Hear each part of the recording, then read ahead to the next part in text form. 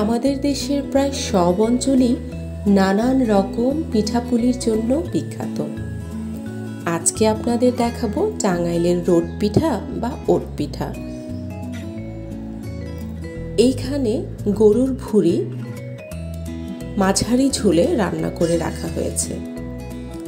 এরপরে শুকনো চালের গুঁড়ি 3 ভাগে ভাগ করে একটা হাঁড়িতে করে ঢেলে নেওয়া হচ্ছে।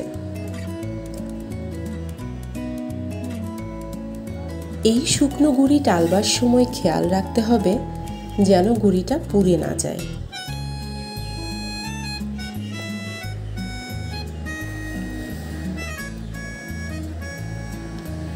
টাঙ্গাইলে যে কোনো অনুষ্ঠান, শীতকালে সবার কাছে এই পিঠাটা অনেক বেশি জনপ্রিয়। এরপরে সব চালের গুঁড়ো টালা হয়ে গেলে এর মধ্যে রান্না করে রাখা গরুর ভুঁড়িটা ঢেলে দিতে হবে এবং ওই কড়াইয়ে বেশ খানিকটা গরম পানি করতে দেয়া হলো। এরপরে একটা খুন্তির সাহায্যে ভালো করে রান্না করে রাখা গরুর ভুঁড়িটা চালের গুঁড়ার সাথে মিশিয়ে নিতে হবে। একটু নেড়ে চেড়ে ভালোভাবে মিশাতে হবে। এরপরে এই গরম পানিটা পরিমাণ অনুযায়ী শুকনো চালের গুঁড়ার উপকরণের ভিতরে দিয়ে দিতে হবে। এরপর আবারও খুন্তি দিয়ে সুন্দর করে নেড়ে চেড়ে মিশিয়ে নিতে হবে।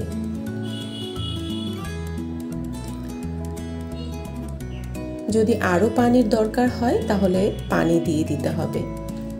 আপনারা দেখতেই পাচ্ছেন মিশ্রণটা কীরকম হবে, একটু আঠালো টাইপের হবে এবং আপনাদেরকে ভিডিও দেখে বুঝে নিতে হবে কতটা ঘন আপনারা এই মিশ্রণটাকে রাখবেন।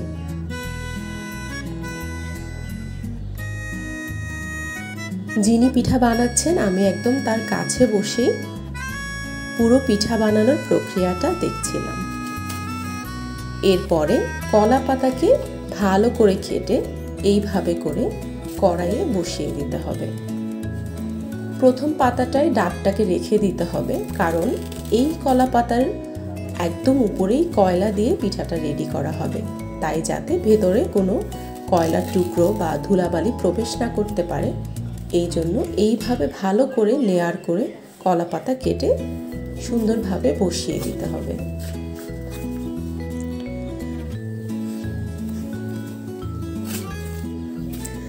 টাঙ্গাইলের শীতের দিকে ঘরে ঘরে সকালবেলা দেখা যায় এই পিঠাকে ছোট ছোট টুকরো করে সবাই প্লেটে হালকা তেলে গরম ভেজে খাচ্ছে।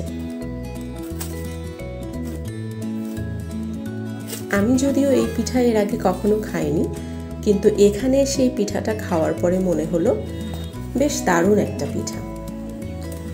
দর্শক, এইভাবে সুন্দর করে ব্যাটারটাকে চেপে চেপে কড়াইয়ে সেট করে দিতে হবে। তার উপরে কলা পাতার আবারও ভালো করে 4-5টা লেয়ার দিয়ে দিতে হবে।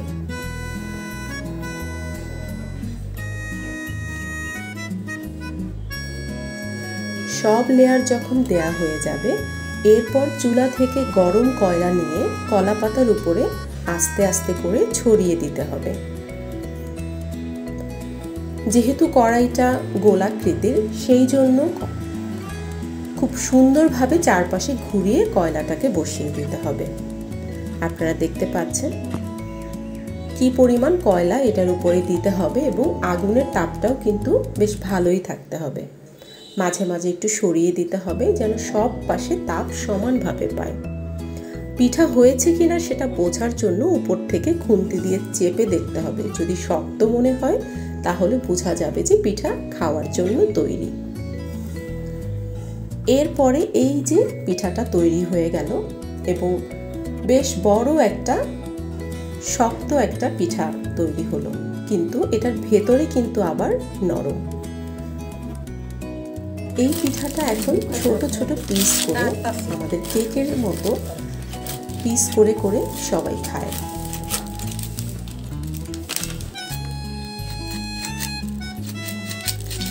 এই পিঠাটা বাড়িতে রেখেও খাওয়া যায়। সেক্ষেত্রে পিঠাটা যখন একটু শক্ত হয়ে যাবে, কড়াইয়ে বা তাওয়ায় অল্প তেল দিয়ে পিঠাটাকে একটু নেড়ে চেড়ে নিলেই আবারও সে নরম হয়ে যায়। আপনারা নিশ্চয়ই অনেকে এই পিঠা খেয়েছেন। ধন্যবাদ সবাইকে।